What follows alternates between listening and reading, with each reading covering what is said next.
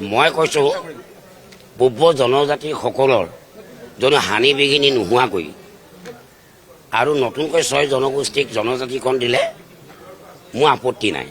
মই তেনেকৈ ক'লোঁ ইয়াৰ আগত, আজি 4 দিনমানৰ আগত। কিন্তু ওলোটাকৈ দিলে যে 6 জনগোষ্ঠীয়ে জনজাতি দিয়াত কোনো আপত্তি নাই। কথাটো লগাই দিব লাগে যে পূৰ্ব জনগোষ্ঠীসমূহৰ কোনো অনিষ্ট সাধন নোহোৱাকৈ আৰু বৰ্তমান 6 জনগোষ্ঠী যে জনজাতিকৰণ কৰে তাত মোৰ আপত্তি নাই। সেইটো ন্যায্য প্ৰাপ্য তেওঁলোক আন্দোলন কৰাটো প্ৰত্যেকেই আন্দোলন কৰিব।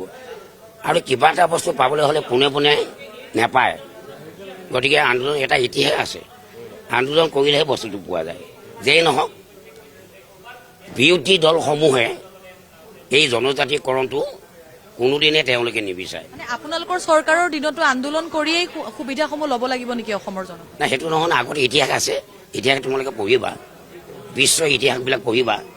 কোনো আন্দোলন নকৰাকৈ কোনো ইতিহাস নাই। আন্দোলন কৰাৰ পিছতহে কিন্তু পায়। সেইটো কথাটো প্ৰথমে কৈছোঁ যে আমাৰ পূৰ্ব জনজাতিসকলৰ যদি হানি বিঘিনি নোহোৱাকৈ, অনিষ্ট সাধন নোহোৱাকৈ যদি 6 জনগোষ্ঠীক জনজাতিকৰণ দিয়ে মোৰ আপত্তি নাই। সেই কথাটোৱে কৈছোঁ।